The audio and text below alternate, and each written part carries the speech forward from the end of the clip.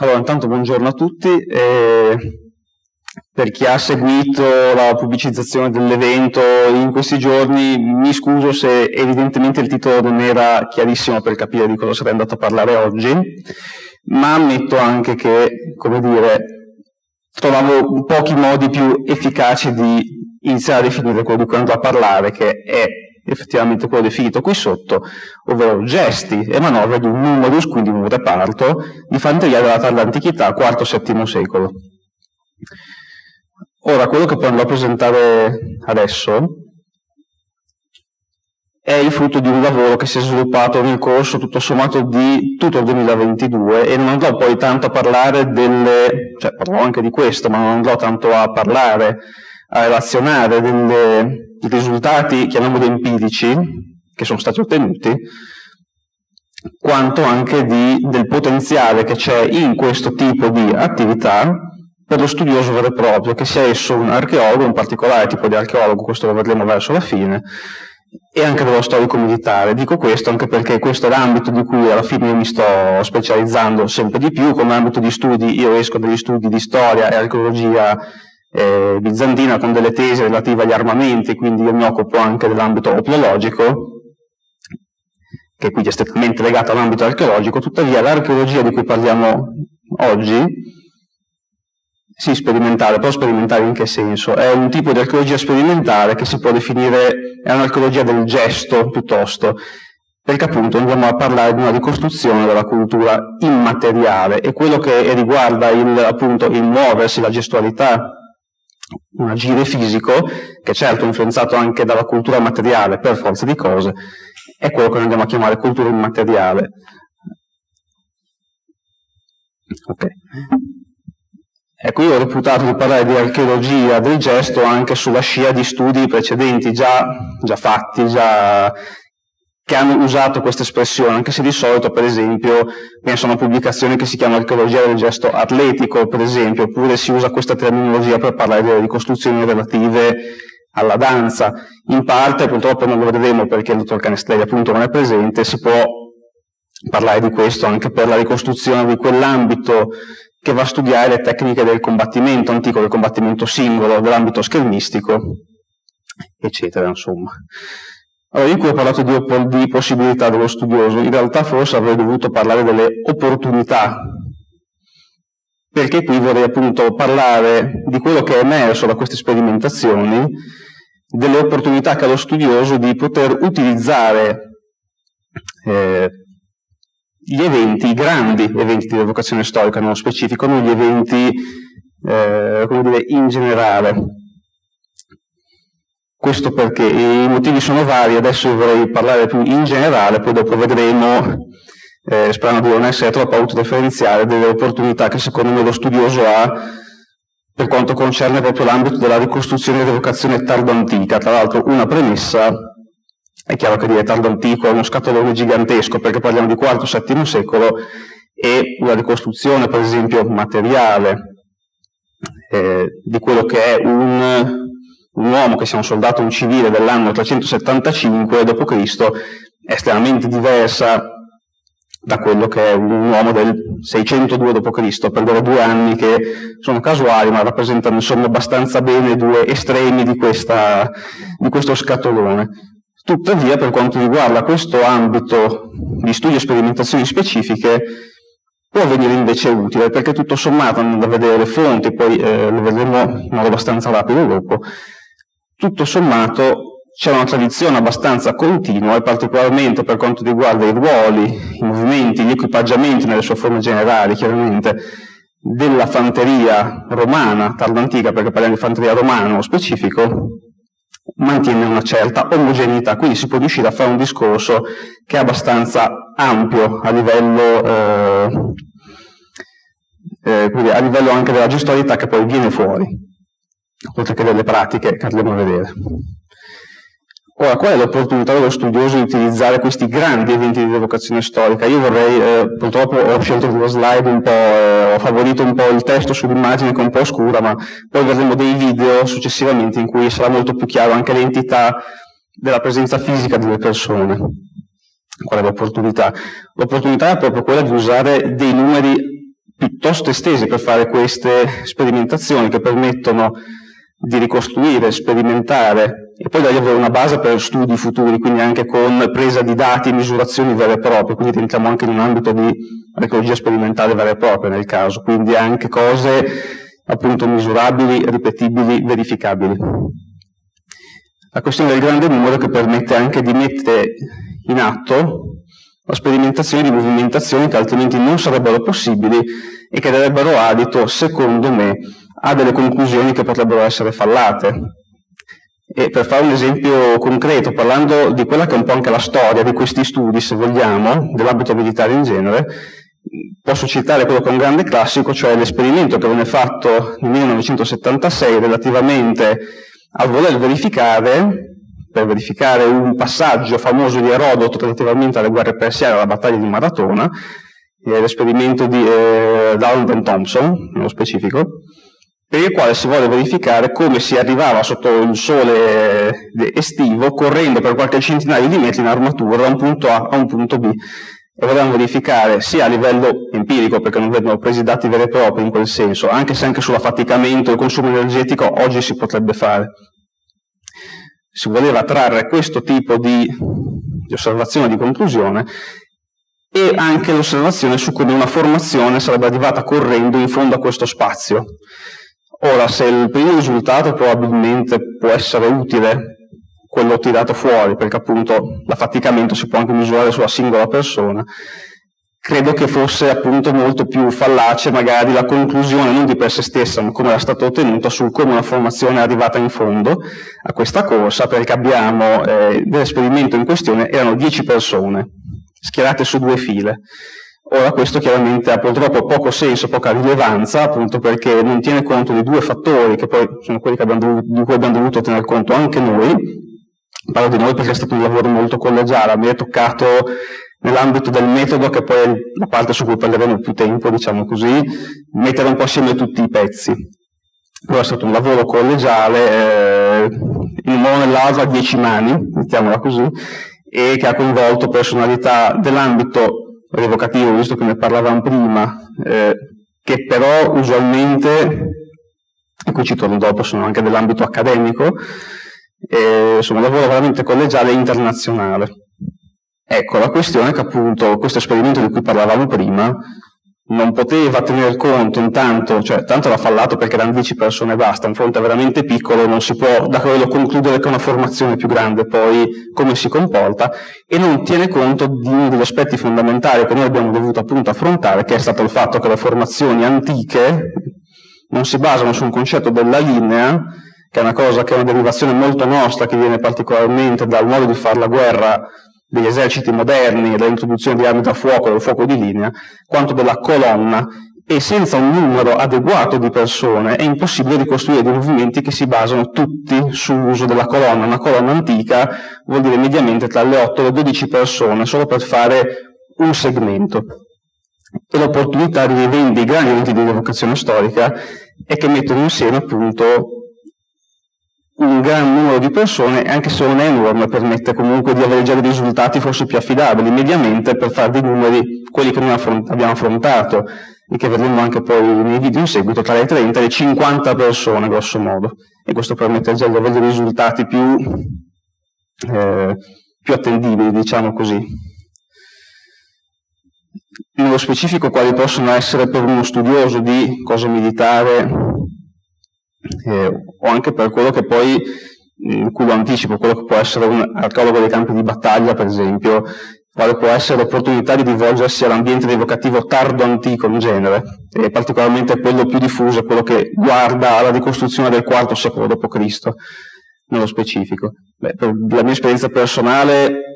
a me, tra virgolette, veniva comodo per 2 motivi. A livello personale sono un evocatore storico di questo ambito e sono uno studioso di questo ambito, quindi è il modo perfetto per unire le 2 cose. A livello di opportunità, appunto, lo studioso ha modo di poter sfruttare diversi eventi che occorrono durante un anno, in cui usualmente, tra l'altro, altro aspetto vantaggioso, si ritrovano le stesse persone, si ritrovano appunto in grande numero. Questa è una diapositiva dell'evento che si è tenuto e si tiene tutti gli anni al Museo Archeologica di Persona del Carnuntum in Austria. Qui eravamo appunto quasi 50 persone, però abbiamo eventi anche in Italia, dove per esempio all'evento Storia Mundi presso il Museo Classis di Ravenna, oppure all'evento Romance Langobardorum presso il Romance di Isonzo, non possiamo mettere assieme una trentina di persone quantomeno,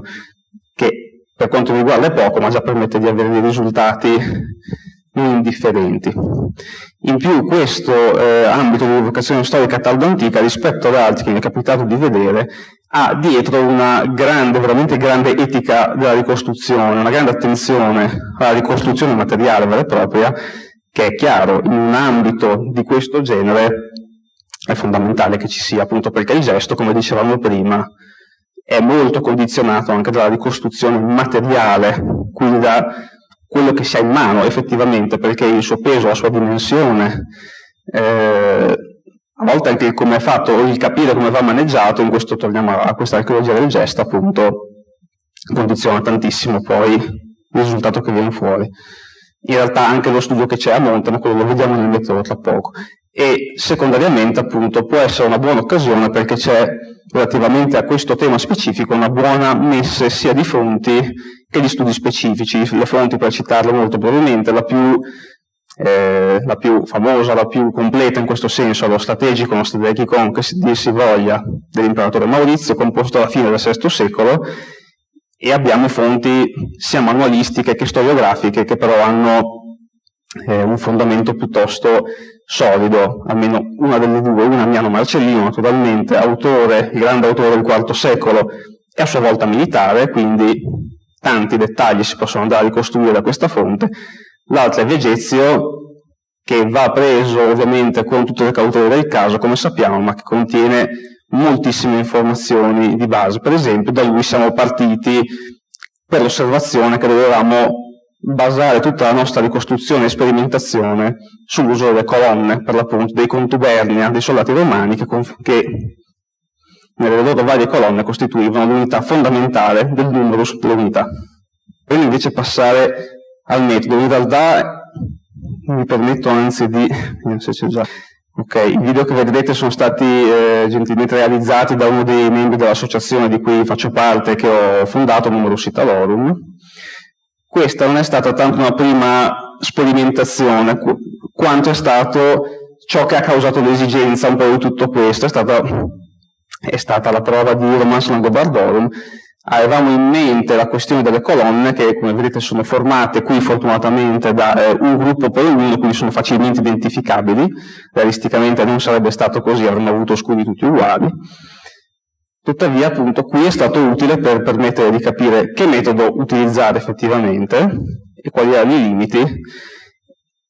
e insomma le problematiche che andavano affrontate per svolgere un lavoro che fosse serio, non solo da un punto di vista meramente evocativo, ricostruttivo, didattico, ma anche di, come dire, che avesse anche una valenza poi scientifica in futuro, o che potesse porre la base di una valenza scientifica. Quindi qui uno dei due problemi principali che abbiamo avuto quali sono stati? Mancava un linguaggio comune, stiamo parlando di linguaggi nei quali capire intanto come relazionarsi tra di noi e come definire i gesti che dovevamo andare a fare, a parte in alcuni casi. Qui molto palesemente, vedete delle gran passeggiate più che altro. Altro problema grosso, come si vede benissimo, è lo spazio, che qui è risicato. Per le sperimentazioni di questo tipo servono spazi molto più grandi. Altro problema grosso che abbiamo avuto è stato quello del tempo. Perché chiaramente un'altra cosa che poi lo studioso, questo lo vedremo proprio sul finale, una cosa che lo studioso deve tenere da conto, presente appunto che se deve andare a rivolgersi, perché sono le sue opportunità migliori, se non ha da rivolgersi a grandi associazioni di rievocazione storica con le quali si può interfacciare. Una delle problematiche che deve andare a mettere in conto è proprio il fatto che avrà un tempo limitato, quindi deve andare lì con degli obiettivi precisi. Altra problematica che abbiamo avuto noi, non avevamo dei veri obiettivi precisi su quello che dovevamo fare. Quindi ci siamo messi al lavoro esattamente su quello, e una delle fasi preliminari, sulla quale spero di non perdere troppo tempo, ma è stata una delle fasi più complicate del lavoro, è stata la costruzione di una lista dei comandi. E questo perché è importante? Appunto perché parlando di gesti, di costruzione di gesti, archeologia del gesto, dovevamo capire che gesti fare, sia singolarmente che collettivamente. E da una parte, certo, abbiamo lo strategico che contiene sia per le formazioni di fanteria che di cavalleria una lista pressoché quasi completa di ordini in latino, e tuttavia ci sono delle problematiche che sono, tanto per cominciare, ci sono dei vuoti oggettivi sul fatto che ci sono dei comandi che sappiamo da per esempio manuali successivi, ci sono delle cose che vanno ordinate di fare ma non si ha il comando per farla, per esempio il radunarsi, il mettersi in colonna, il andare a prendere le armi, sciogliere le righe, non ci sono queste cose e quindi volevamo costruirle, e anche qui il lavoro è stato abbastanza duro perché chiaramente non basta prendere il comando in italiano e andarlo a traslitterare in un latino che magari è anche scolastico, sarebbe assolutamente un lavoro anche intellettualmente molto disonesto. Questo non solo da un punto di vista anche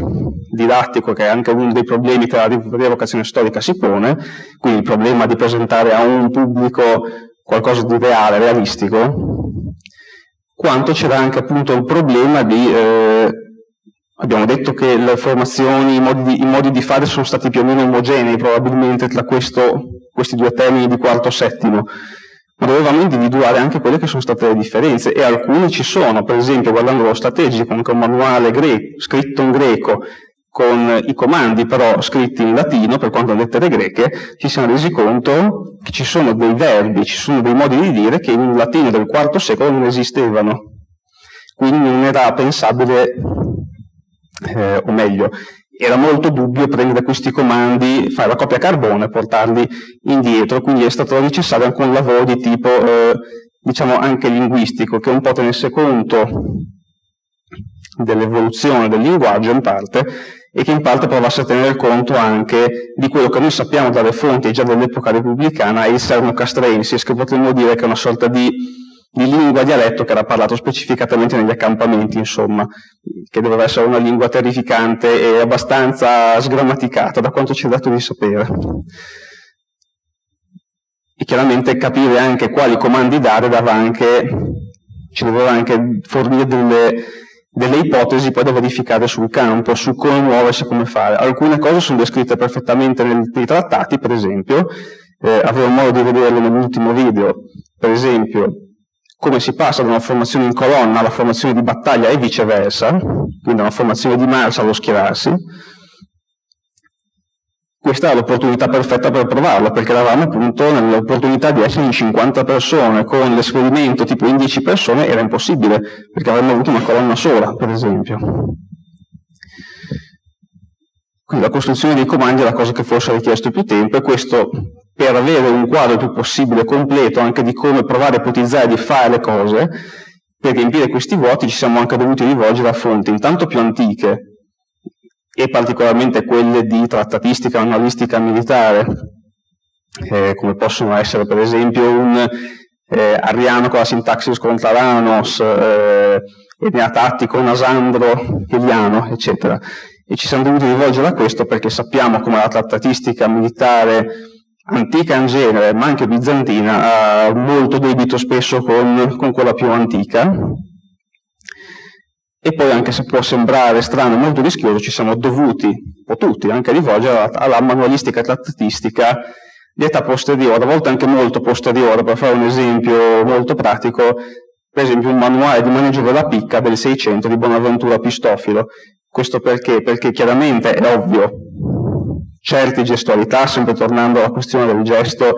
è ovvio che sia diversa, c'è un ingombro diverso anche solo di quello che si ha addosso, un bicchiere non ha uno scudo, un bicchiere appunto ha una picca.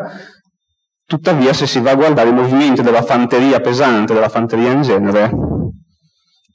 finché si parla di formazioni che poi si dedicheranno al combattimento corpo a corpo, non sono così distanti, anzi spesso e volentieri sono proprio pari. Per esempio che siano marce, retrofront, contromarcia, conversioni, ecco, su quest'ultima ne avremmo potuto discutere di più nel nostro esperimento, ma non è stato possibile, insomma. Allora, quello che vorrei farvi vedere poi dopo, appunto di questo abbiamo già più o meno parlato, appunto che la prova sul campo, se si parla per la possibilità dello studioso di andare a usare e sfruttare un evento di rievocazione storica, va programmato. Se non altro perché appunto, scusate la ripetizione, questi eventi hanno un programma di per sé stesso. Qui avevamo la scusa perché una parte del programma era proprio una ricostruzione di un addestramento, però in altri casi non è possibile, quindi bisogna appunto programmarsi questa prova sul campo, andare con degli obiettivi molto ben definiti e a quel punto provare a testare le ipotesi fatte. E i vantaggi dei grandi numeri appunto li abbiamo già detti, e quanto al testare ipotesi e quant'altro lo vediamo forse meglio con l'ultimo video. Questo invece è il secondo video.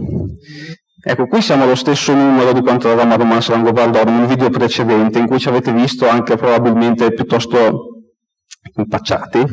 e che non sappiamo bene cosa fare. Qui invece abbiamo testato appunto, abbiamo potuto mettere in pratica anche intanto lo studio che è stato fatto con parte del metodo che vi ho illustrato, chiaramente sono stato anche abbastanza il più sintetico possibile, in parte con l'esperienza già fatta anche dall'esperienza di Carnuntum, che poi appunto vedremo alla fine. Quindi qui siamo sempre 3 colonne, circa una trentina di persone, ma l'esperienza è molto diversa.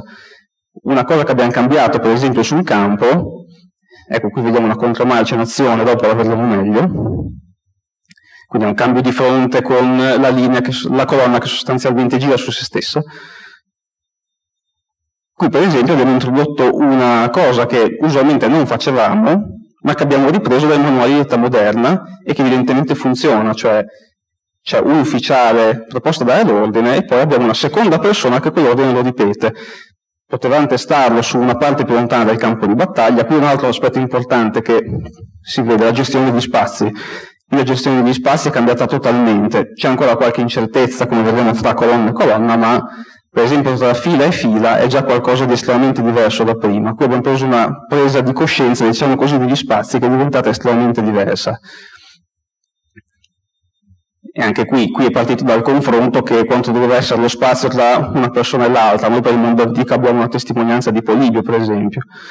però non potevamo applicarla a questo modo di combattere che è totalmente diverso. Qui, volendo, si può vedere un'altra problematica di spazi, qui gli scudi si sono sovrapposti, qui no, qui è una cosa che dobbiamo ancora studiare. Nonostante l'etica di cui parlavo prima, qui si evidenziano alcune delle criticità di queste sperimentazioni. L'equipaggiamento ha una qualità che non è sempre omogenea, qui vediamo gli scudi, per esempio, che sono molto molto piccoli per quelli che sarebbero per un legionario tardo antico, mentre invece questi, per esempio, sono già più pertinenti in sostanza.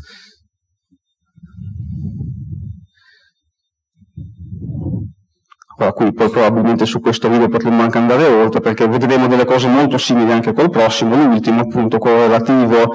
all'esperimento di Carnuntum. Qui è effettivamente una delle cose più complicate da testare, ovvero questa formazione di difesa che, ecco, questo è stato un altro problema, parlando di linguaggio, parlando di costruzione di un linguaggio comune, eccetera. Come si chiama questo? Come definirlo quando dobbiamo andarlo a ordinare? Ecco, ci siamo trovati nella situazione, leggendo per bene le fonti, intanto di capire se per il IV secolo potevamo usare il termine che è usato nella fonte di Sesto, che sarebbe fulcrum, che è un termine che viene probabilmente dal latino fulcrum, che deriva da una parola germanica. Lo usavano già nel IV? Non lo sappiamo. Quindi abbiamo deciso di alternarlo, anzi perché il compito di mettere assieme per la lista comandi fu affidato a me,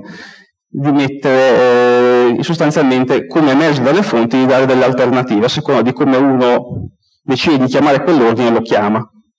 La questione era se chiamarlo così o testudo, e ci siamo resi conto anche di una cosa che all'inizio ha messo molto in difficoltà alcuni, ma testandola è riuscita perfettamente, cioè che con uno stesso ordine si andava a indicare due cose che sono diverse. Sempre una formazione difensiva, però appunto questo è quello movimento in cui tutta l'unità partecipa e avanza, questo è contro i getti di dardi, vedete che c'è un po' di problema ancora di gestione di spazi, di movimentazioni. E l'altra è quella che abbiamo visto prima, che è statica invece, però si chiamano allo stesso modo, si dà il comando di fulcrum, si dà il comando di testudo, a seconda del contesto il singolo sa che gesto deve eseguire. Quindi questa è stata anche una fase di studio abbastanza importante per capire cosa fare quando si ordina qualcosa. Questa è stata una delle cose forse più complicate tutto sommato. Questa invece è la sperimentazione, quella centrale, che però secondo me è quella che ha dato i maggiori frutti, perché appunto l'abbiamo visti poi in pratica prima, ed è la sperimentazione che ci ha permesso appunto di sperimentare davvero certe cose, perché qui appunto eravamo una cinquantina di persone con un equipaggiamento di tutto rispetto che ci permetteva appunto di mettere in pratica, questo per la prima volta appunto, come da venire eravamo già più sicuri, tutta la sperimentazione, anzi tutta la fase di studio, di raccolta dati, di raccolta dalle fonti, diciamo così, fatta precedentemente. Tra l'altro, parentesi, abbiamo parlato della messa di fonti, c'è anche una buona messa di studi che ci ha aiutato anche ad individuare dei comandi che non sono presenti in fonti molto conosciute. Tra quello che posso citare c'è Philip Rans, che ha fatto tutta una serie di studi sia sulla tradizione romana militare tardo-antica, sulla differenza tra Fulcrum e Testudo. In parte ci siamo basati sul suo lavoro, in più su alcuni comandi che vedremo qui. Ok, qui per esempio quindi abbiamo anche, per quanto fosse molto vicino a me, dovevamo forse testare che fosse più lontano, avevamo una seconda persona che ripeteva gli ordini. Qui vedete ancora dell'incertezza, qui parliamo di alcune criticità e prospettive per il futuro, per esempio, anzi lo posso accennare mentre il video va. Vedete che c'è, come forse ci aspetteremo da un'epoca di Creta moderna, un passeggio che è abbastanza irregolare. Io mi sono solo basato in questo caso, studiando la fonte, sul fatto che nelle fonti ha ripetuto molto spesso che i soldati marciavano lentamente, anche questo in battaglia, proprio verso il nemico. Ecco, la questione è che andando a vedere Armiano Marcellino abbiamo scoperto invece, o meglio, doveva essere già noto, però ce ne siamo resi conto un po' dopo, diciamo così, che dovremmo introdurre un passo cadenzato, anzi più velocità di passo cadenzato, e un'altra cosa che proveremo a ricostruire da un passo bellissimo per quanto mi riguarda Armiano è che appunto abbiamo una marcia che è cadenzata, ma non soltanto. Questi soldati mentre erano in battaglia, quindi non per andare da un punto A a un punto B, a volte ci andavano cantando contro il nemico. Cioè Armiano Marcellino in questo passo che usa il termine praechinentibus, che vuol dire esattamente accompagnare l'azione cantando. Qui quando poi vedete per esempio gestione degli spazi, sempre per eseguire i gesti correttamente, quando a volte vedete i soldati che io non sono riuscito a fare questo, ma sulla base della mia esperienza di rievocazione di età moderna per esempio, spesso buttano fuori il braccio per prendere la distanza. È giusto se non ci fosse uno scudo di mezzo che ingombra, quindi abbiamo scoperto che non è uno spazio adeguatamente sufficiente, quindi bisogna prendere un po' più di spazio, per esempio. Anche queste sono cose che vanno prese in considerazione poi quando lo studioso vuole utilizzare queste sperimentazioni per degli studi veri e propri con dei dati da prendere. Qui, l'operazione che abbiamo visto prima, stiamo, per usare la terminologia antica, stiamo dimezzando le colonne, allargando il fronte, lo stiamo raddoppiando.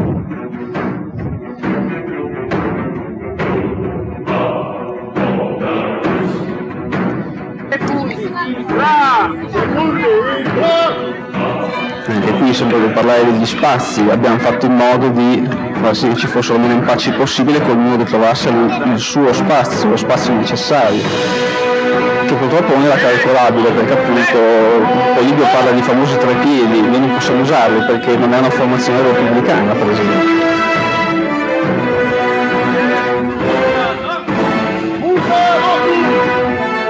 Qui quello che avevamo prima, una contromarcia, qui c'è un problema che abbiamo dovuto affrontare di mantenere i guadinamenti, per esempio, perché una volta fatto qui era ovviamente tutto un po' un macello, diciamo così. Qui invece ci siamo, con la pratica si riesce poi a ottenere qualcosa che sia reale, che sia realistico quantomeno, quindi anche utile a uno studioso a cui dovesse servire per un qualche scopo, e quali scopi sono, lo vediamo poi verso la fine. C'è molta incertezza appunto anche su come muoversi, perché non avevamo ancora presente questa cosa del passeggio, sappiamo anche il ritmo di passeggio, questa è la cosa importante, scusate, anche l'anapesto, che viene citato più e più volte nelle fonti antiche, ma Armiano Marcellino ci dice precisamente che i soldati marciavano come al ritmo dell'anapesto. In più vedete parla di gradus, che sono velocità che possono essere equiparabili al nostro passo regolare, passo doppio di corsa. Poi anche spero che le potremo testare con i mesi futuri, con l'anno che verrà. penso ci sia anche altro, a parte gente che passeggia. Forse dovremmo riprovare anche qui la formazione difensiva, senza il forse, che non mi ricordo in che tempi.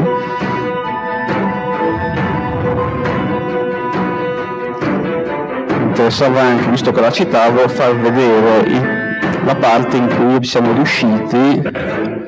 anche se è stato il contrario in realtà, perché non è stato documentato. Eccolo qua. Perché purtroppo non abbiamo documentato quello che lo strategico descrive, cioè come dalla formazione di colonna di marcia si passa a quella di battaglia, mentre invece qui abbiamo testato, io ho concluso che dovesse essere il contrario per rimettersi in marcia, come dire, dalla formazione completa si passa a quella di marcia, e questo non era mai stato fatto, non era mai stato possibile appunto perché non si erano mai avuti dei numeri, quantomeno per fare quella che è circa una mezza centuria di persone. Ovvero perché per arrivare si schierano prima sulla sinistra le prime due colonne che arrivano, poi quelle centrali e poi le altre, e quindi per me è parso evidente che per fare il contrario si dovesse rispettare quell'ordine di marcia, perché un altro aspetto che è fondamentale del gesto è che ognuno mantenga il suo posto sempre e comunque, non importa l'anno, diciamo così. Qui appunto abbiamo visto invece di nuovo le formazioni difensive rispetto all'esperimento di classe fatto successivamente. Qui avevamo dei numeri,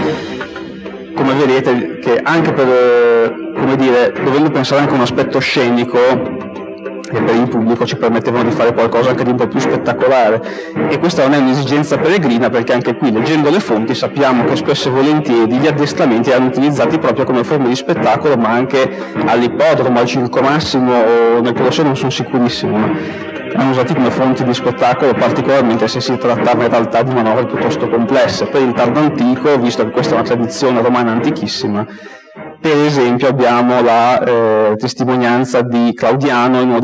nel panegirico per il sesto consolato dell'imperatore Onorio, parla esattamente di questo. Quindi,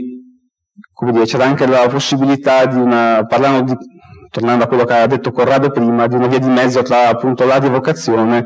ma anche living history in questo senso, se vogliamo, perché è un'opportunità quella dall'addestramento come spettacolo vero e proprio già in antico, che insomma si ripete. In realtà ci sarebbe un altro video, ma non è utile al nostro discorso, se non per parlare di quello che invece abbiamo per ora fallito, perché non siamo ancora stati in grado di capire come utilizzarlo, come farlo a dovere. L'addestramento chiaramente richiedeva anche un ingaggio di combattimento tra le parti, tra due squadre quantomeno. Ecco, questa è una criticità che invece dovremo affrontare per il futuro, perché non siamo stati in grado di capire, perché qui le fonti sono veramente molto silenti, su come fosse la modalità vera di approcciarsi. Noi abbiamo utilizzato un approccio che è troppo evocativo, ma non nel senso buono del termine, diciamo così. Un approccio che abbiamo provato a far sì che fosse sportivo, peccato che non teneva conto appunto della gestualità del combattimento. Qui sarebbe stato veramente utile avere qui il dottor Canestrelli, perché l'esempio di Tumultus sarebbe stato estremamente utile. Qui il disordine e il disastro è totale naturalmente, quindi non siamo stati in grado di fare una cosa utile per uno studioso, insomma, e in più non sapevamo una cosa che, cioè, per noi evocatori è abbastanza normale anche dal punto di vista scenico, che è simulare i morti, però nell'ambito di un addestramento tardo antico, un addestramento antico in genere, come si va, se si va a simulare un morto se uno viene colpito, viene simulato, come si comporta colui che viene colpito, eccetera. Queste sono problematiche che appunto non abbiamo potuto affrontare, tornando alla questione della problematica anche per il tempo, perché il tempo poi era finito, però avevamo avuto gli obiettivi, aveva raggiunto gli obiettivi principali di quello che volevamo ottenere. Le criticità le abbiamo più o meno già viste, evidenziate, ce ne sarebbero parecchie altre volendo. Le abbiamo viste anche con l'equipaggiamento, come detto, c'è un'etica veramente fortissima della ricostruzione, con persone come il collega, posso ben dire, Gesa Frank, che guidano anche una ricostruzione, una voglia di ricostruire, una necessità di ricostruire che sia veramente precisa al dettaglio, con la collaborazione molto ricercata dell'archeologo, dello studioso, che è una cosa che abbiamo visto prima con l'intervento di Corrado Re. Le prospettive di future sperimentazioni in parte le abbiamo viste, capire come si svolge una ricostruzione di un combattimento e un addestramento, perché con l'opportunità, più che simulare un combattimento vero, che quello non è possibile, è invece possibile simulare un combattimento di addestramento in cui cioè, loro dovevano addestrarsi per uccidere sul serio, ma senza ammazzarsi tra di loro, e quello effettivamente noi, forse con qualche cautela in più, lo possiamo fare. È evidente che quindi dobbiamo trovare un modo di ricreare lo strumento per poter poi ricreare il gesto, tornando sempre a questo, eccetera. Il ruolo dello studioso dovrebbe essere poi quello di guida, questo anche come diceva, questo per entrare nella definizione di rievocazione di Evo antico, qui l'archeologo ha chiaramente cioè l'archeologo propriamente detto, diciamo, ha un ruolo veramente preeminente, non solo lui, perché abbiamo visto che questo tipo di studio ha richiesto un approccio veramente multidisciplinare per arrivare a questo tipo di neanche conclusioni. Questa è una base, secondo me, in realtà, ed è questo poi quello di cui vorrei parlare, il potenziale di queste cose per lo studioso, visto tutto la creazione di quella che è stata una base da cui noi sì, poi abbiamo potuto magari trarre qualche dato empirico, spunti per i miglioramenti, eccetera.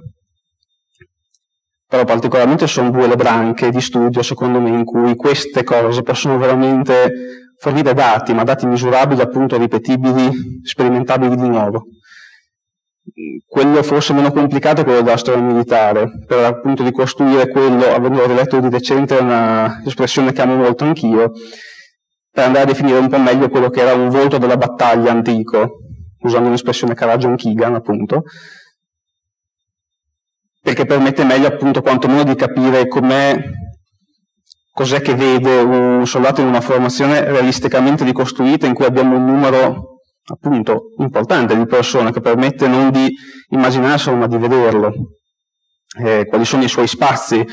qual è la sua area in cui non devi entrare tu che mi stai di fianco, perché altrimenti io non posso fare quello che devo fare, e di questo abbiamo delle evidenze storiche notevoli. Per l'età antica basta guardare alla testimonianza di Canne, per l'età tarda antica uguale a quella di Adrianopoli. Se il soldato è troppo stretto non può operare i gesti che si pensa che debba fare, e Ammiano per esempio li descrive perfettamente: non si può manovrare di spada, non si può tirare indietro il braccio, questo vuol dire per caricare un colpo, cose di questo genere. A livello di studio archeologico, uno dei potenziali più grossi, per quanto in Italia credo che non sia, io mi sono aggiornato molto su questo tema specifico per l'Italia, devo essere onesto, ma anche in Europa è un tema ancora molto esplorato, quello dell'archeologia dei campi di battaglia, la battlefield archaeology, che specie all'estero ha visto anche dei progetti anche per l'età chiamiamola antica in genere, perché in realtà è un progetto medievale, però c'è tutto il grande progetto di battlefield archaeology, penso ancora in corso, sul campo di battaglia di Agincourt per esempio, o anche sul campo di battaglia di Bosworth per esempio. Ecco, qui è molto utile secondo me avere questo come base per uno studioso, perché lui effettivamente può andare per esempio a capire, qui in realtà si va un po' a intersecare col tema più prettamente della storia militare, però insomma quanto tempo, per esempio può fare delle misurazioni di tempo su una base più realistica, che non siano 10 persone del Bontaloro esperimento del 76, insomma, perché appunto su un campione molto più ampio ci sono anche delle tolleranze su queste misure che chiaramente si moltiplicano, quindi queste vanno tenute in considerazione. Si possono fare appunto misurazioni di tempo, di quanto ci vuole andare da un punto A a un punto B, e in questo le sperimentazioni sui vari tipi di passo saranno fondamentali. Quanto tempo ci vuole a, tra virgolette, montare e smontare una formazione, da lì moltiplicarla su un areale cioè su un numero di persone più ampio. Si possono fare sperimentazioni, anche misurazioni su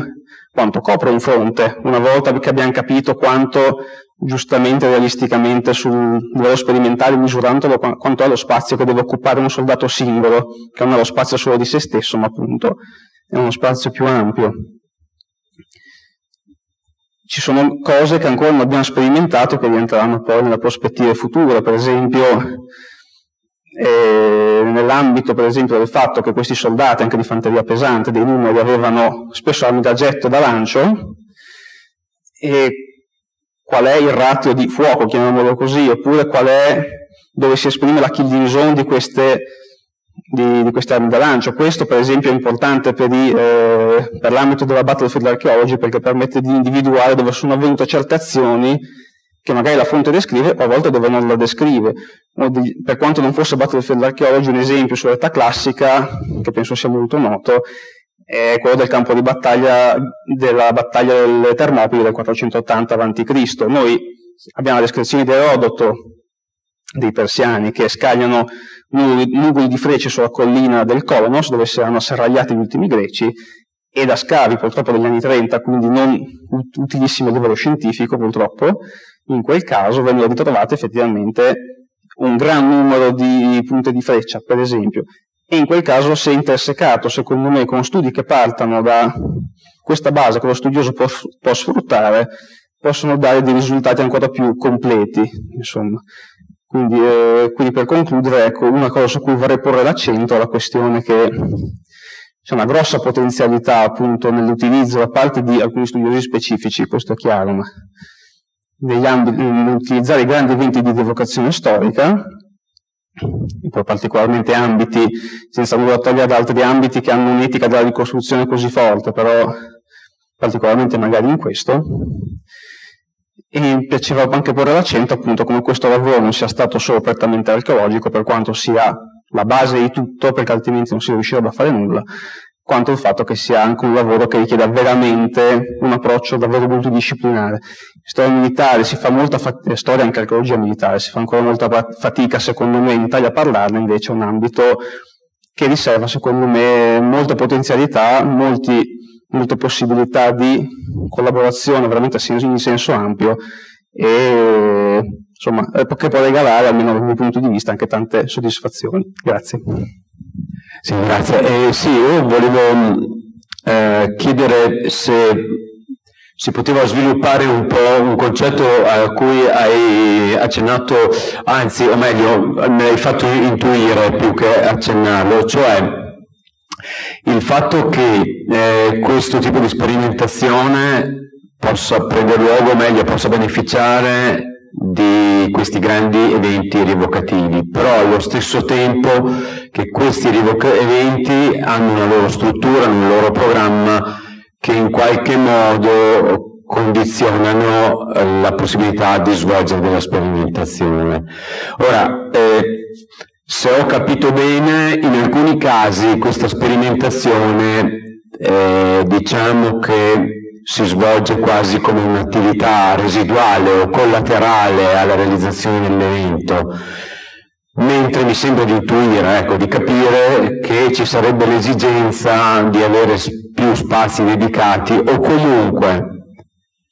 anzi adesso arrivo alla domanda, quale potrebbe essere il modo di avere una collaborazione più produttiva, più sinergica con gli eventi, con gli enti che organizzano, tu ne hai citati diversi di eventi e sono ospitati in località, insomma sono sponsorizzati da enti diversi. Quale potrebbe essere diciamo una modalità tipo produttiva, diciamo così, una buona pratica che possa portare risultati più concreti? Insomma, qual è la strada che potresti vedere per rendere effettivamente questo tipo di approccio, questa esperienza, un'attività sperimentale, supportata e sinergica con gli enti che propongono e supportano gli eventi, per arrivare a dei risultati più concreti, più dettagliati, più significativi dal punto di vista della ricerca. Insomma, qual è l'interazione che potresti augurarti di mettere in campo prossimamente per rendere più efficiente questo tipo di collaborazione e di sperimentazione? Ecco, diciamo che forse il caso più fortunato è stato esattamente quello di Carl Newton, che secondo me, quando andiamo a parlare di queste sperimentazioni, che quindi prevedono un grosso numero di rievocatori che stanno ricostruendo dei militari, è tutto sommato riproducibile, nella misura in cui, ok, noi avevamo qui anche veramente tanto spazio, perché era anche proprio uno degli obiettivi dell'evento in genere, fare questa cosa. Però ci si può ritagliare anche uno spazio che sia più breve, e da lì con degli obiettivi definiti andarli a prendere. Ecco, senza girarci troppo attorno, la questione è che, visto che negli eventi di rievocazione storica si utilizzano anche elementi della living history, penso di aver capito dall'intervento precedente,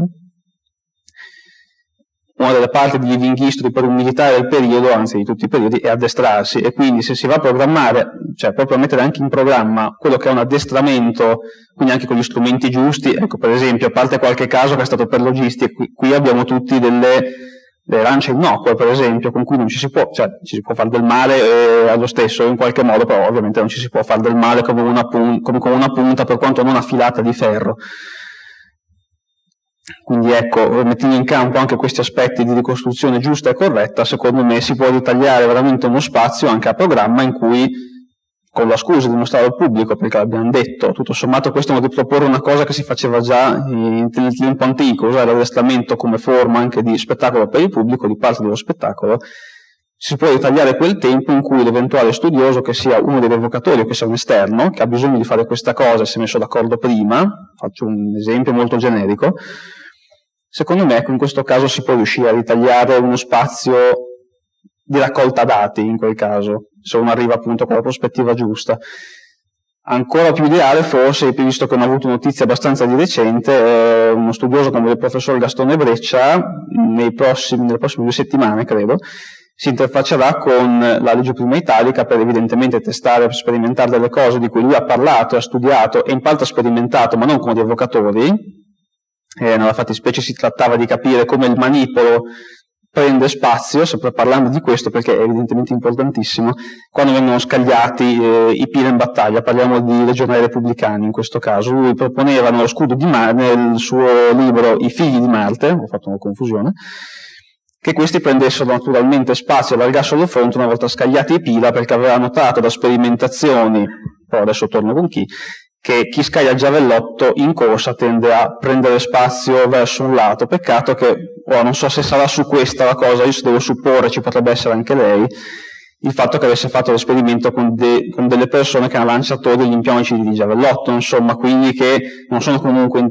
non hanno l'ingombro di uno scudo, di un elmo, non devono esattamente veramente tener conto di chi hanno di fianco,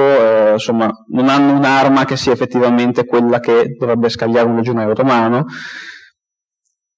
In questo caso il vantaggio qual è? Non si vedrà con la legge prima italica un evento, ma un evento privato. C'è un altro vantaggio di cui in realtà stiamo discutendo anche in questo ambito, per sintetizzarla come l'ha detta il collega Ghesa Frank, se nell'ambito questo è anche,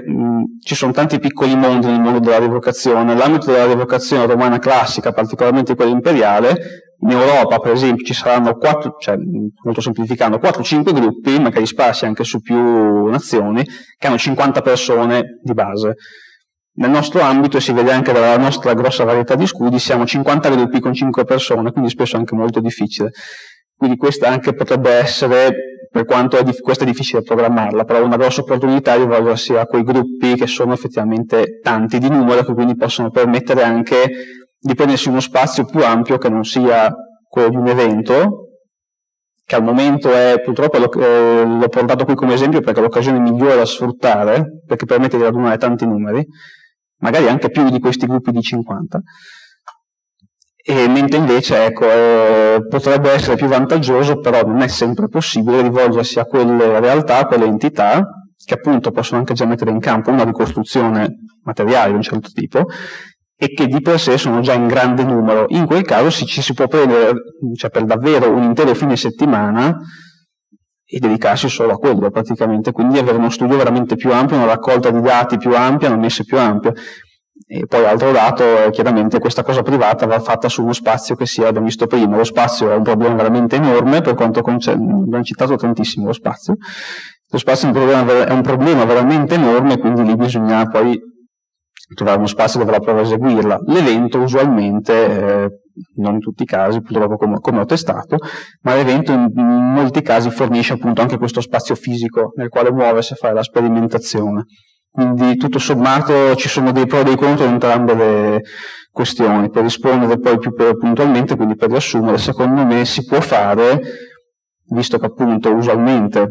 tanti eventi della rievocazione storica sono appunto di stampo militare, spesso e volentieri della rievocazione di un evento militare specifico, si può tagliare probabilmente uno spazio per mostrare al pubblico una cosa che effettivamente è didattica, è realistica, è living history in parte, e ritagliare quello spazio anche per fare questo tipo di, cioè per portare al livello successivo questo tipo di sperimentazione, insomma. Quindi una domanda che mi hai fatto, diciamo, mi hai suscitato con la tua risposta. Quindi, secondo te è fattibile coinvolgere il pubblico nell'attività di ricerca? Cioè nel senso che dici, va bene, mentre sperimentiamo un addestramento, allo stesso tempo proponiamo al pubblico la rappresentazione dell'addestramento, e questo, ok, rientra a tutti gli effetti in un'attività di Livingstone, però si può fare un passo oltre, cioè coinvolgere il pubblico nella sperimentazione, non tanto nel farli partecipare, ovvio, ma quanto nel metterli al corrente che quello che state facendo è in realtà un esperimento al tempo stesso che una rappresentazione, e comunicarli, magari, cioè coinvolgerli nell'intento, nell'obiettivo di quello che sta facendo, coinvolgerli ovviamente insomma a livello comunicativo, informativo, e quindi farli sentire parte, diciamo così, di un esperimento, e comunicarli in diretta. Magari secondo te è possibile farlo durante questi eventi? È possibile immaginare di farlo, perché lo che sto facendo, coinvolgerli ovviamente insomma a livello comunicativo. La domanda è, penso, abbastanza interessante. Secondo me tutto sommato sì, nella misura in cui si comunica. In realtà, anzi, il problema forse è anche più a monte, cioè che va comunicato per bene anche agli evocatori stessi, nel senso di quello che sta venendo fatto per i risultati avanti, perché a parte alcuni casi che sono sempre di più, però sono ancora un po' sporadici, di studiosi, accademici, di professionisti dell'ambito che sono anche evocatori, la maggior parte sono appunto appassionati, eccetera, e quindi in questo senso credo che possa dare uno stimolo ulteriore, informarli che quello che stanno facendo sta venendo documentato per uno studio serio, vero e proprio. Quanto impatto possa avere su un pubblico non lo so, sinceramente. Secondo me non ci sarebbe nessuna difficoltà a comunicarlo, poi non so che impatto avrebbe, ecco, questo onestamente mi permetto di ignorarlo. In questo senso credo... Certo, questo insomma sarebbe da sperimentare. Se posso, un'ultima domanda. Sì, perché poi c'è la cosa tutta dietro. Allora, hai parlato del potenziale significato che questo tipo di sperimentazione si riflette sulla battlefield archaeology, e mi viene immediatamente da capire che una delle esigenze fondamentali quando si ricostruisce un campo di battaglia o si cerca di individuarlo è capire quanto spazio occupa uno schieramento, sia in larghezza che in profondità, e questo tipo di sperimentazione ci dà dei dati fondamentali per calcolare gli spazi appunto necessari sia per gli schieramenti che per i movimenti sul campo di battaglia. Quindi questo sì, però ci sono secondo te degli ulteriori contributi che questo tipo di sperimentazione può dare alla battlefield archaeology, oltre alla questione degli spazi? Allora sì, diciamo che non è facilissimo individuare tutte le potenziali branche, perché appunto finché non si fa, poi a volte le risposte o le nuove domande a cui bisogna dare risposte vengono fuori facendo le cose. Quindi io, in base all'esperienza fatta, quello che ho tirato fuori, intanto gli spazi sia in lunghezza che in profondità, appunto per il fatto che usualmente non si fa una ricostruzione in colonne, che invece appunto per il mondo antico è la base fondamentale per capire uno schieramento come funziona e che spazi occupa. Appunto abbiamo visto anche in questo caso con lo smontaggio, non mi viene un termine migliore, dell'unità, quindi cioè partire da un blocco e farla diventare di nuovo una colonna. Cosa significa farla diventare una colonna e metterla poi sul campo? Altra cosa che abbiamo detto, che non abbiamo ancora potuto sperimentare perché sono osservazioni di altre sperimentazioni future, cioè sono idee per sperimentazioni future che sono venute adesso, sono misurazioni relative al tempo, per esempio. Anche quello è fondamentale per capire quanto ci vuole a mettere insieme, cioè a metterla sul campo la forza, capire perché una narrazione di una battaglia antica, di una fronte, un'unità è arrivata in tempo, un'altra no, oppure un'unità che, questo è un caso storico, per esempio battaglia del Volturno del 552, umidità, gli eduli in questo caso decidono di non partecipare per motivi che adesso non approfondiamo, salvo che poi ci ripensano e arrivano, cioè pur essendo accampati con gli altri, cioè con gli altri loro compagni che sono i soldati dell'esercito romano di Nersete, poi decidono di ripensarci, arrivano sul campo, ma arrivano sul campo che la battaglia è quasi finita, e il che significa che sono dovuti mettere assieme, mettere le armi addosso, schierare, prendere, andare, e arrivare che lo scontro era praticamente terminato secondo la fonte, e quindi vuol dire che ci sono anche delle tempistiche da calcolare di spostamento, di mettersi assieme, di assemblamento, che ok, un'unità di 50 persone non te la può dare, perché comunque come minimo un'unità antica sono tra i 256 e i 500-700 uomini, a prendere le stime più basse, a seconda anche del periodo storico. Ecco, questa è un'altra differenza che dovremmo prendere nello scatolone tardo-antico che abbiamo preso. Una legione tardo-antica del IV secolo sarà stata circa 1000 uomini, forse poco meno, ancora non si sa in realtà purtroppo. Da quanto ne sappiamo, una formazione di base, un numero di fanteria tardo-antica del VII sono meno di 300 uomini, tra l'altro sulla carta, quindi bisogna anche vedere poi all'atto pratico. Quindi anche lì sarebbe da integrare con questo tipo di informazione, sempre per parlare di interdisciplinarietà della faccenda. Quindi al momento vedo queste, poi appunto si tratta più che altro di cose relative a cose che non abbiamo ancora fatto, ci sarebbe l'occasione di sperimentare l'efficacia, anche qui con tutti i limiti del caso, perché ne parlavamo ieri sera tra l'altro, dei limiti che ha la sperimentazione della penetrazione di un'arma su un corpo che ha già morto, per esempio, ma noi non possiamo fare diversamente, quindi chiaramente studiare quale potrebbe essere l'effetto, non soltanto andando a individuare qual è la zona di disturbo, la killing zone di un'arma da lancio, anzi di una grossa quantità di armi da lancio lanciate allo stesso momento, sempre che ci si lanciassero in salve, anche su questo ne potremo discutere, e qual è l'effetto su una formazione avversaria. Anche lì un'altra delle prospettive per il futuro, per esempio, è il fatto che non abbiamo delle armi da lancio adeguate, abbiamo delle plumbate che abbiamo provato a usare, abbiamo visto delle plumbate blunt, quindi innocue, inoffensive, l'abbiamo visto prima, provato a utilizzare, una sperimentazione, però non rispecchiano il peso di quello che è una plumbata reale, che queste lanciate a mano fanno una trentina di metri, da sperimentazione una plumbata vera lanciata a mano fa circa 80 metri volendo, quindi anche lì, e quanto è efficace a 80 metri? Un conto è sperimentarlo gettandola su un terreno vuoto, un conto è sperimentandola se c'è la possibilità di usare dei bersagli, che purtroppo scusate, non possono essere veramente i poveri evocatori, però insomma anche quella è una cosa che va messa in campo. Mi rendo conto che sono un po' generiche forse le risposte, però ripeto, la risposta che ho provato a dare io qui è quello che è emerso dalla mia esperienza. Probabilmente nuove risposte, ma le nuove domande a cui dare nuove risposte verrebbero da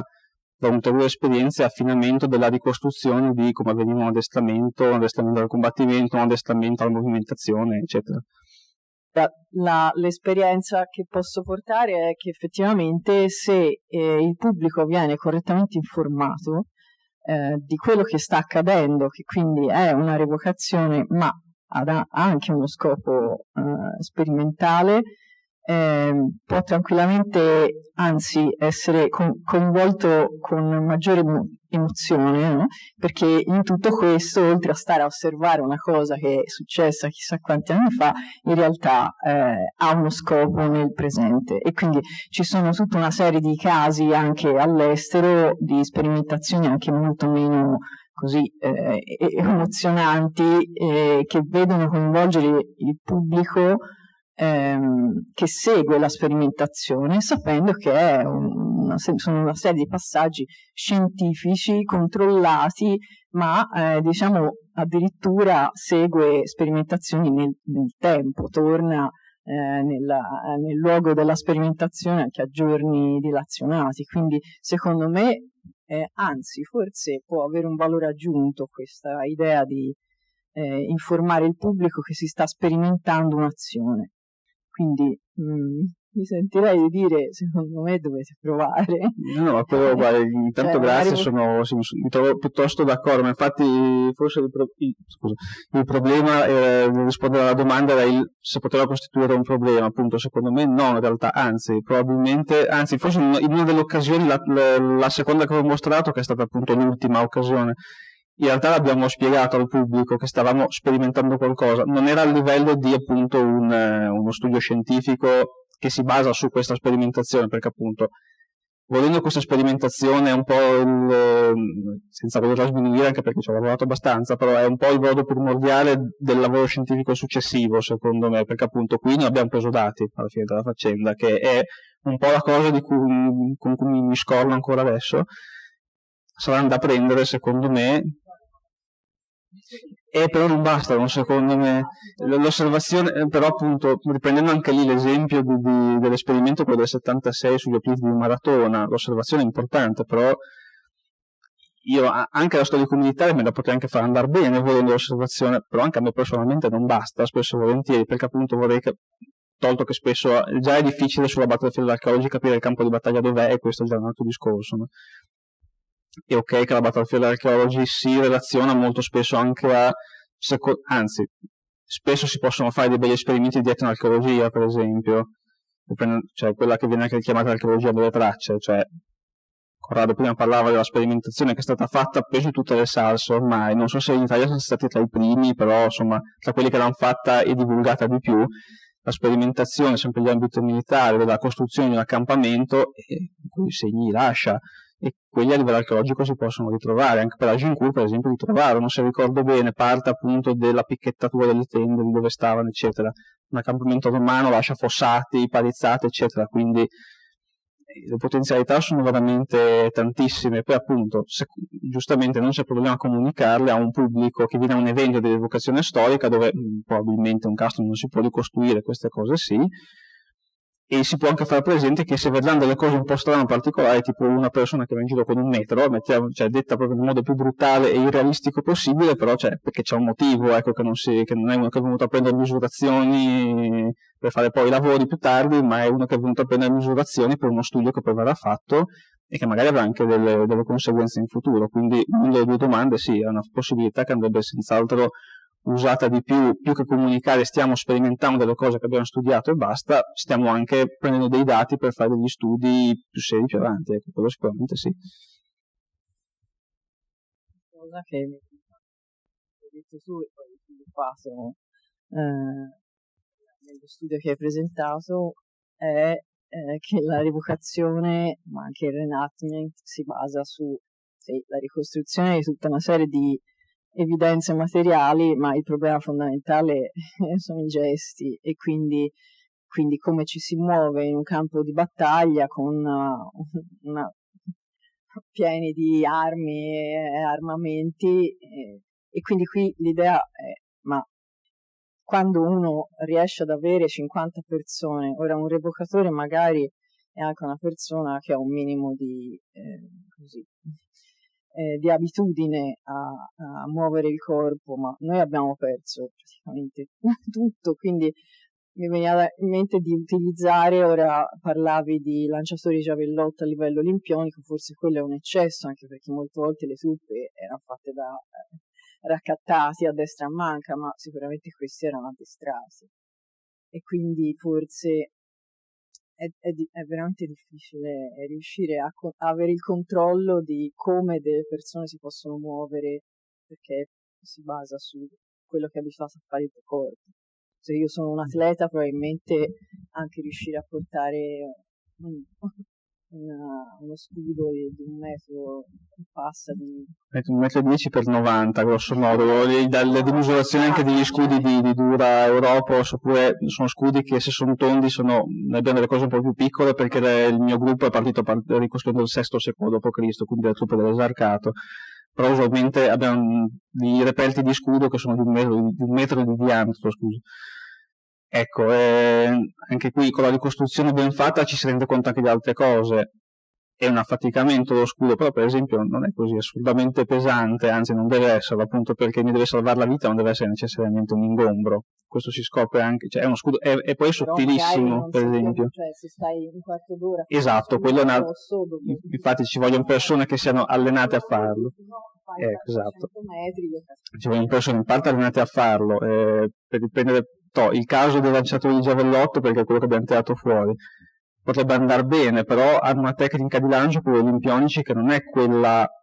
che servirebbe qui, perché per esempio qui abbiamo uno schieramento che qui è su 4 linee, mettiamo che sia la formazione larga così ma su 8, molto probabilmente quelli che stanno tirando o sono in mezzo alla formazione e stanno fermi, o sono dietro e sono fermi anche loro, e quindi anche lì è un gesto che va studiato, per questo che lì un po' mi rammarico che purtroppo oggi non ci sia potuto essere Giovanni Canestrelli, perché con l'esperimento di Tumultus, che è quindi prendere lo strumento della scherma storica, che si basa su un'evidenza che già esiste, che sono i trattati moderni eccetera, studiando come si muove il corpo e con delle riproduzioni fedeli di armi e armamenti, almeno di quelle sicure che avrebbero usato anche loro per addestrarsi, insomma.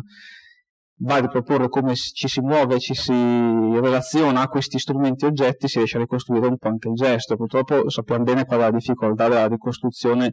materiale. Io l'ho detto anche prima, dovremmo prima o poi testare di muoverci magari provando a cantare come descrive Miano. Però cosa cantiamo? Cioè, o meglio, io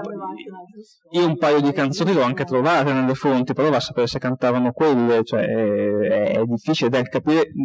capire come la cantavano. Noi sappiamo cosa va l'Anapesto, che è un ritmo che è rimasto uguale, quello, fortunatamente, cioè, ce ne sarebbe anche più di uno di Anapesto, però sappiamo, quindi abbiamo anche un ritmo, e proprio che quello è difficile capire come potesse suonare. Quello...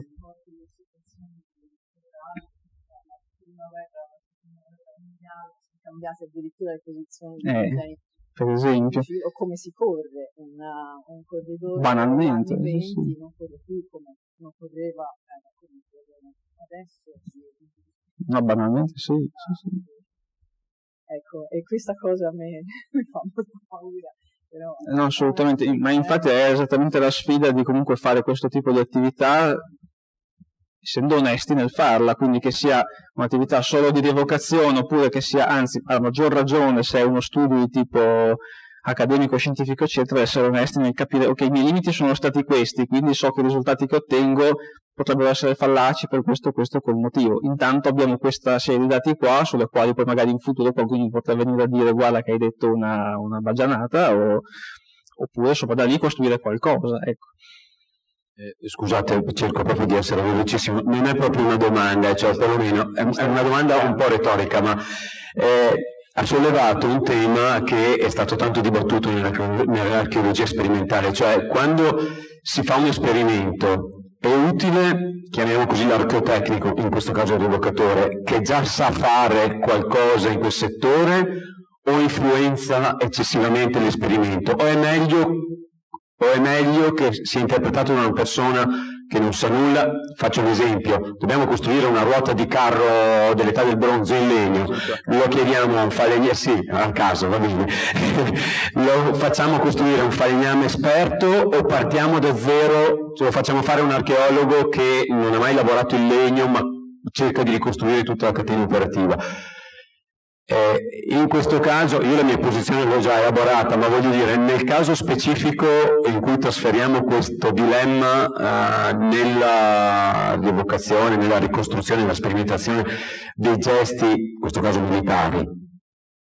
giusto perché citavi la faccenda del lanciatore di giavellotto olimpionico, qual è secondo te la soluzione? Cioè qual è che equilibrio bisogna trovare tra queste due opposte esigenze? Perché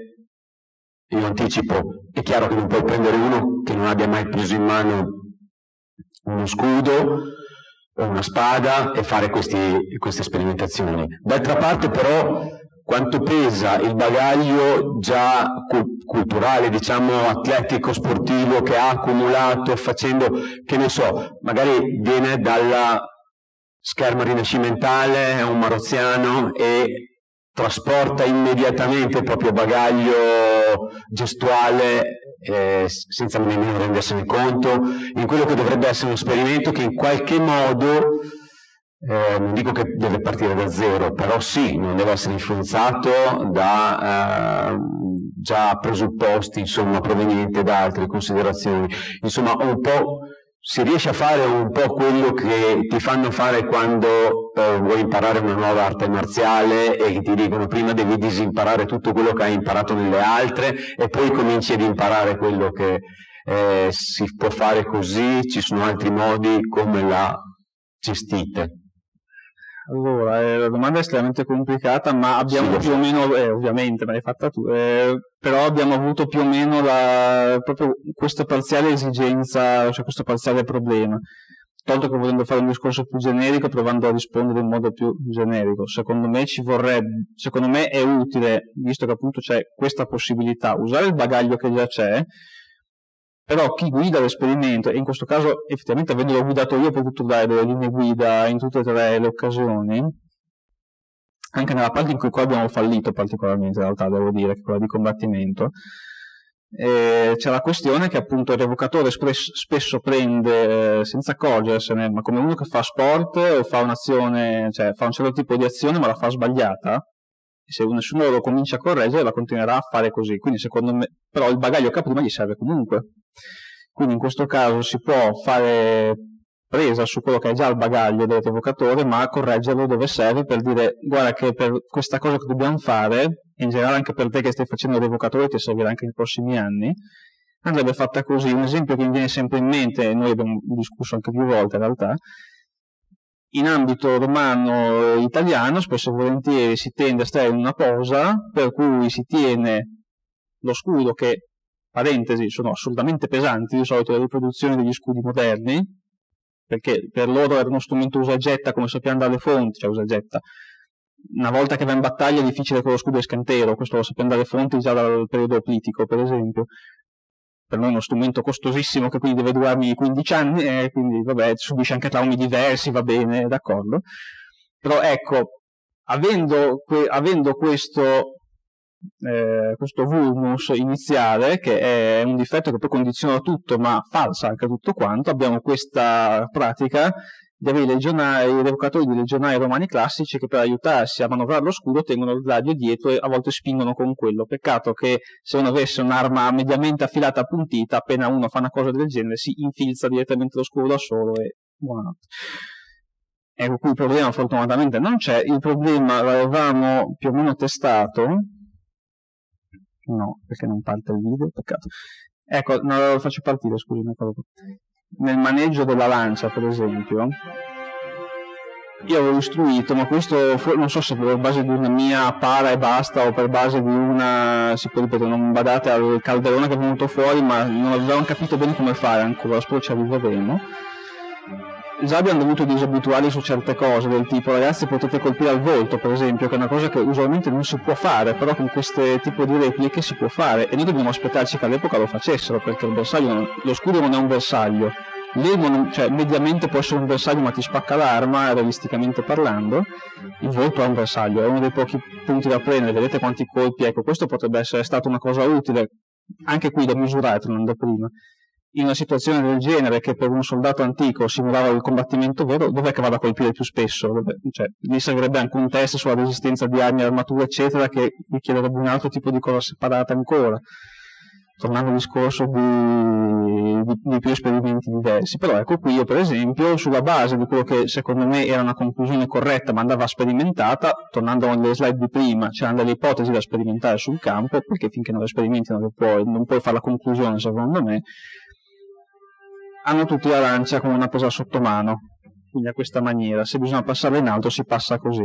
invece di tenerla solo strettamente così. Questo perché da alcune fonti iconografiche, per quanto un po' più tarde, si riusciva a vedere questo tipo di maneggio particolarmente. Mi viene in mente una che è più tarda, ma dovrebbe essere una copia, da quanto si è ricostruito, di un esemplare di VI secolo che è il rotolo di Giosuè. Sono 3-4 soldati messi di fianco e hanno scudo davanti, lancia sotto mano.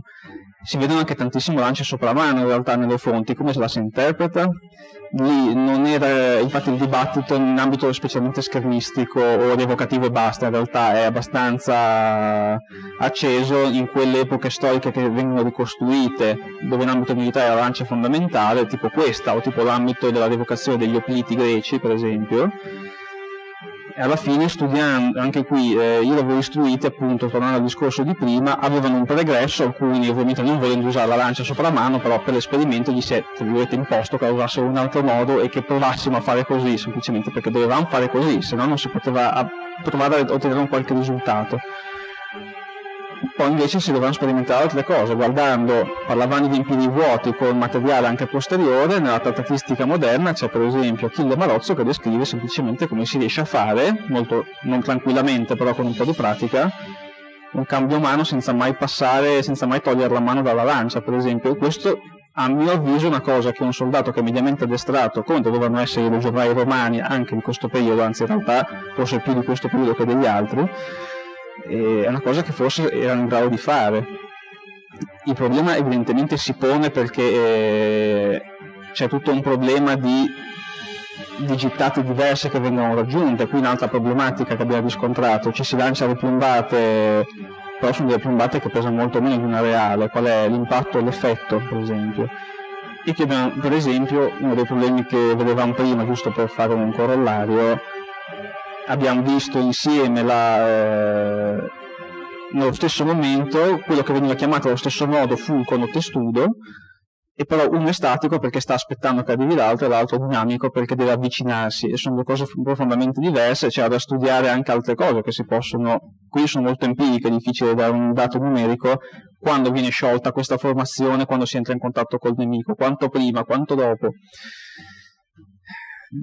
Questi ora sto divagando io, ovviamente, quindi Shanti infatti mi fa giustamente segno di tagliare. Io direi e anch'io ho fame, esattamente. No, più che fame direi che qualcosa di buono, visti no? I tempi anche della prenotazione del... No, infatti. Quindi, per rispondere in sostanza, secondo me il bagaglio si può utilizzare, anzi si dovrebbe, però come sempre lo studioso è colui che poi deve guidare tutta questa cosa in un modo o nell'altro.